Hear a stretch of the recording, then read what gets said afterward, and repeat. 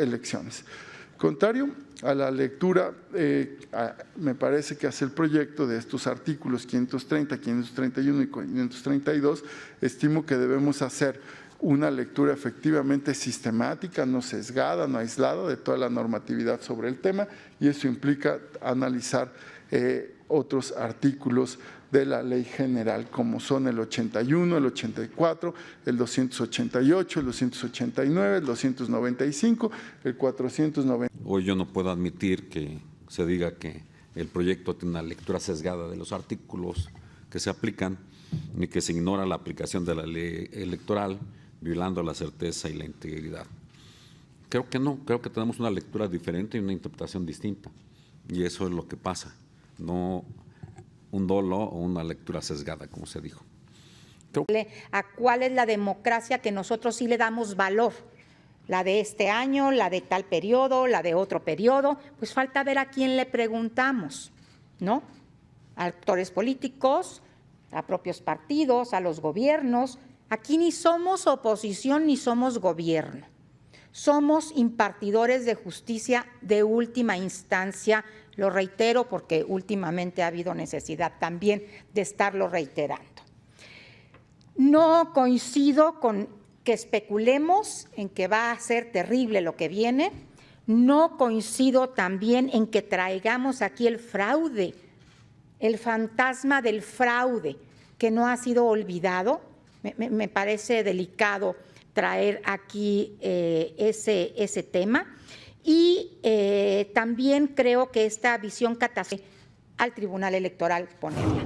Respetuosamente me apartaré del proyecto de este juicio de la CNA 1240 y sus acumulados.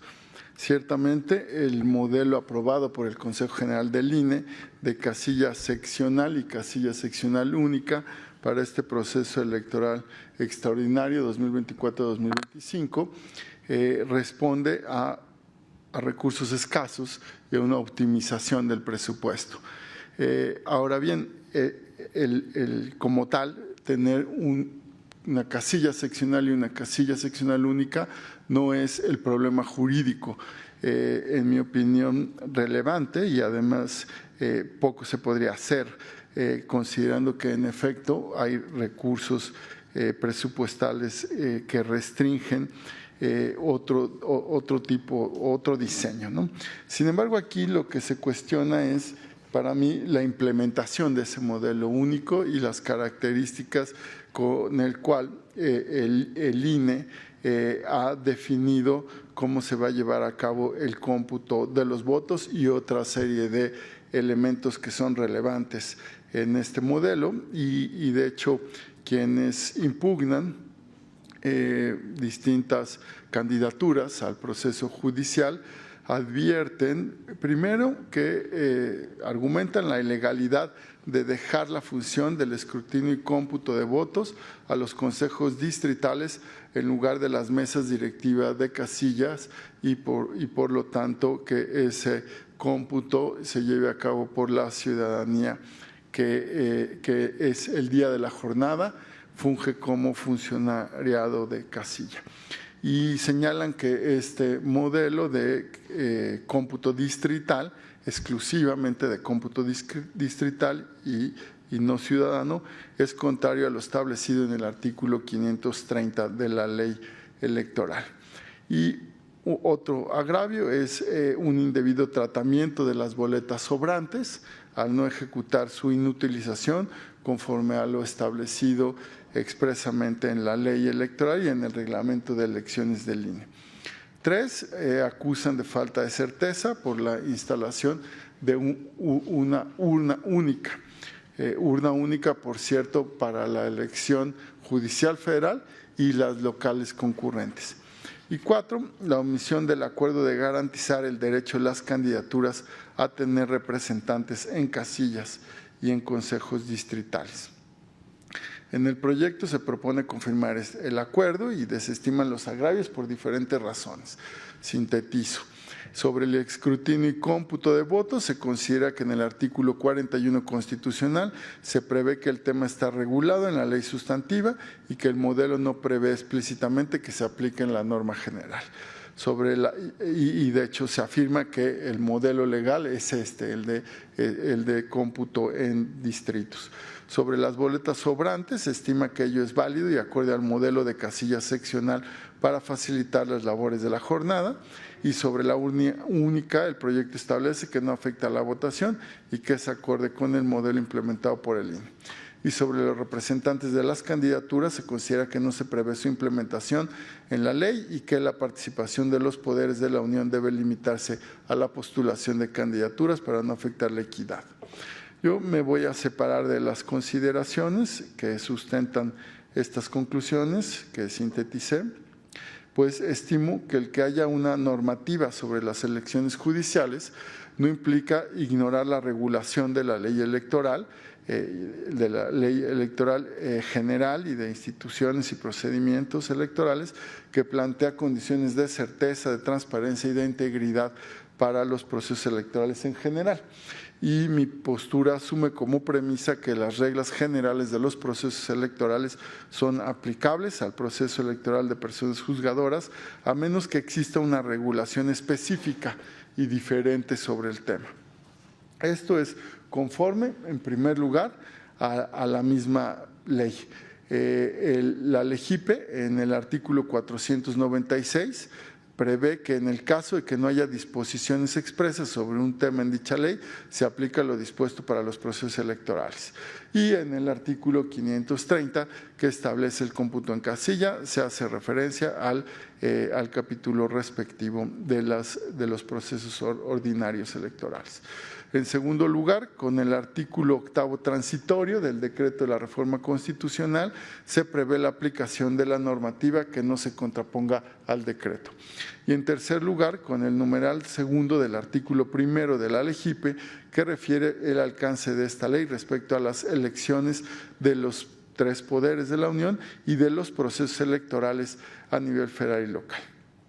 Ahora bien, en cuanto a los temas en específico, coincido con las personas aspirantes, actoras en estos casos, en que el escrutinio y cómputo de la votación se debe realizar en casilla, además de en sede distrital. No son excluyentes, no porque exista uno no debe existir el otro.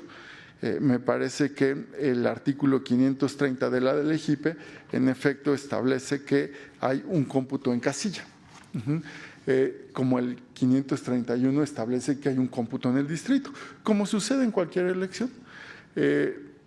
Esta elección es inédita porque se va a renovar el Poder Judicial, pero no es inédita porque nunca hayamos tenido procesos electorales con participación ciudadana, con voto popular y directo y con una experiencia de varias décadas organizando elecciones.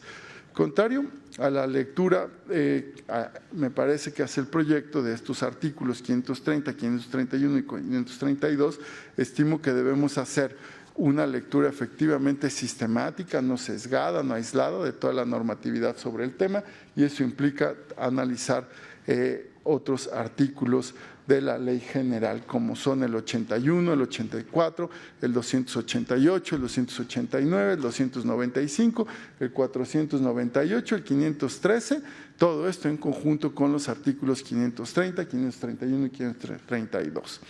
Y encuentro, en primer lugar, que los artículos 289 y 289 de la LEGIPE sobre las elecciones establecen, por un lado, que las mesas directivas realizan el conteo de votos que obtienen las candidaturas y, por el otro, el orden en que se debe realizar el escrutinio de los votos en las elecciones de legislativo, ejecutivo y consulta popular. A este artículo se remite el 530. El artículo 530 establece el cómputo en casilla y se habla de que el conteo de votos de la elección judicial que se realice en casilla, lo dice expresamente, ¿no? Además, se debe llevar a cabo de manera simultánea a estas elecciones que me referí. Es claro que se refiere a que este proceso se ejecute de manera concurrente con elecciones de representantes populares, con mesas directivas de casilla, con el modelo que establezca el INE para una elección concurrente, y por supuesto le otorga facultades específicas al INE para diseñar las casillas en función del número de cargos a elegir y hacer los ajustes que tenga que hacer. Esta será la realidad, me parece, en las elecciones judiciales, en los procesos futuros concurrentes como el de 2027. Si no, vamos a tener, afirmando o si yo apoyara el proyecto que afirma que el modelo de cómputo es distrital en las elecciones judiciales, en el 27 tendríamos casillas para elecciones concurrentes, donde la ciudadanía cuenta los votos de los representantes populares, pero no cuenta de las personas juzgadoras. Yo no encuentro lógica en esa lectura propuesta en el proyecto, que establece que el artículo 531 y 532 establecen como modelo único el cómputo en distrito. En las elecciones ordinarias existen los dos cómputos, por razones distintas. Así, desde mi perspectiva, está pensado el artículo 530 con la remisión a todas las reglas de cómputo en casilla. Inclusive no se agota en la legislación los detalles del cómputo en distrito.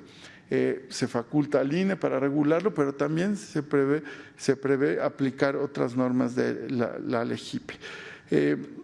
Ahora, me parece que hay que interpretar todas estas normas sobre el escrutinio y cómputo en torno a las implicaciones que tiene quienes llevan a cabo el escrutinio y el cómputo de votos.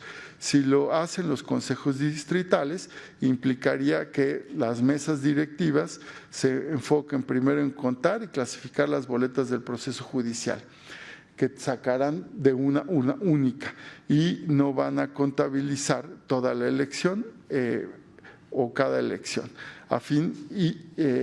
Entonces, ambos órganos, si leemos el artículo 30 de manera simultánea, como dice el proyecto, que esto va a ocurrir en mesas directivas de casilla al mismo tiempo que en consejos distritales para las elecciones concurrentes, pues eso tampoco va a pasar, ¿no? ¿Por qué? Porque en las mesas directivas de casilla van a tener que integrar los paquetes electorales y luego remitirlos al correspondiente distrito. Y eso lo harán después de que hagan todo el escrutinio y cómputo de las elecciones federales, etcétera. O sea, es decir, la simultaneidad no tiene la lectura que propone el proyecto. Me parece que la simultaneidad debe tener la lectura de que los ciudadanos en casilla cuenten al mismo tiempo, por un lado, las elecciones ordinarias de representantes populares y otros funcionarios de la misma casilla que fueron capacitados, etcétera, hagan el escrutinio y cómputo de la elección judicial. También me parece que la lectura que se hace en el proyecto del artículo 498, referente a que la etapa de cómputos y sumatoria inicia con la remisión de expedientes electorales a los consejos distritales y termina con la sumatoria de cómputos de la elección por el Consejo General, no es la jurídicamente pertinente. Si en verdad se quiere hacer una lectura sistemática sobre este tema, debe considerarse el artículo 295.